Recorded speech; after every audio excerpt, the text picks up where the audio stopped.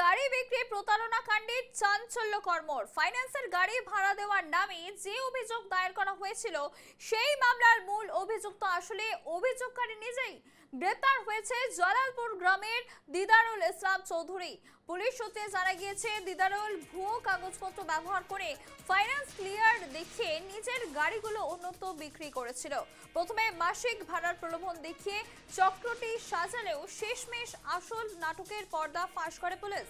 প্রথমে তাকে গ্রেপ্তার করে হোজাই পুলিশ এবং পরবর্তীতে গ্রেপ্তার করে হাইলাকান্দি পুলিশ। বর্তমানে আদালতের নির্দেশে লাল ঘরে রয়েছে সে। ঘটনার আসল মাস্টার মাইন্ডকে গ্রেপ্তার করা হয়েছে এবং হাইলাকান্দি গাড়ি বিক্রি প্রতারণা চক্রের চাঞ্চল্যকর মোড়। ঘটনার যে আসল মাস্টার মাইন্ড তাকে গ্রেপ্তার করেছে পুলিশ। এ নিয়ে আরো বিস্তারিত জানবো, সরাসরি রয়েছে প্রতিনিধি রামধন দাস। রামধন, হাইলাকান্দিতে যে গাড়ি বিক্রির প্রতারণা চক্র সেই ঘটনার মাস্টার মাইন্ডকে গ্রেপ্তার করেছে পুলিশ, বিস্তারিত জানাও। একেবারেই দেখো সুধা, হাইলাকান্দিতে যে গাড়ির প্রতারণা চক্র যে ছিল সেই চক্র মাস্টারমাইন্ড ইতিমধ্যে গ্রেপ্তার হয়েছে। পাশাপাশি এই যে চক্রের দ্বারা বিক্রি করা হয়েছিল অসংখ্য গাড়ি, তার মধ্যে একটি গাড়ি কিন্তু ইতিমধ্যে লালা পুলিশ উদ্ধার করে নিয়ে আসতে পেরেছে। বিশেষ করে বলতে হবে, এই যে গাড়ির চক্র ছিল দিদারুল ইসলাম চৌধুরীর যে অভিযোগকারী, সেই অভিযোগকারী কিন্তু আসলে এই ঘটনার মূল মাস্টারমাইন্ড।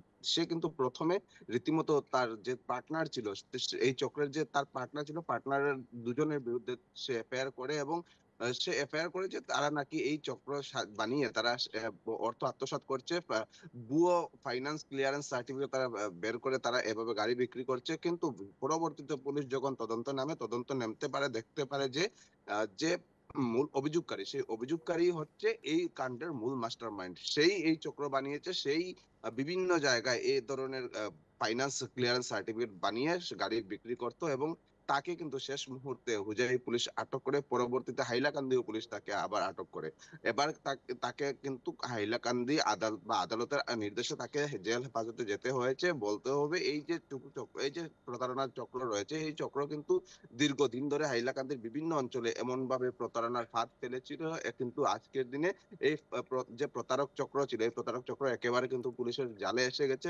সম্পূর্ণ যে তাদের দল ছিল, সেই দলের সবাইকে কিন্তু পুলিশ গ্রেফতার করেছে। সবাই এবার জেলে রয়েছে এবং ইতিমধ্যে একটি গাড়িও কিন্তু পুলিশ উদ্ধার করতে পেরেছে, যে গাড়িটিকে একেবারে একই পদ্ধতিতে ভুয়ো ফাইন্যান্স ক্লিয়ারেন্স সার্টিফিকেট বানিয়ে এই গাড়িটি বিক্রি করা হয়েছিল এবং এই গাড়ি নিয়ে এবার পুলিশের হেফাজতে রয়েছে হাইলাকান্দিতে। সুধা, রামধন, এই ঘটনায় কি আরো কেউ জড়িত থাকতে পারে বলে মনে করছে পুলিশ?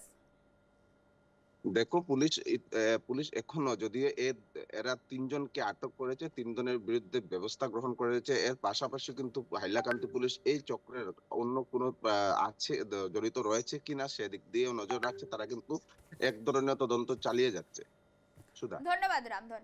আবার আপনাদের জানাবো, হাইলাকান্দির গাড়ি বিক্রি প্রতারণা কাণ্ডে চাঞ্চল্যকর মোড়। ফাইন্যান্সের গাড়ি ভাড়া দেওয়ার নামে যে অভিযোগ দায়ের করা হয়েছিল সেই মামলার মূল অভিযুক্ত আসলে অভিযোগকারী।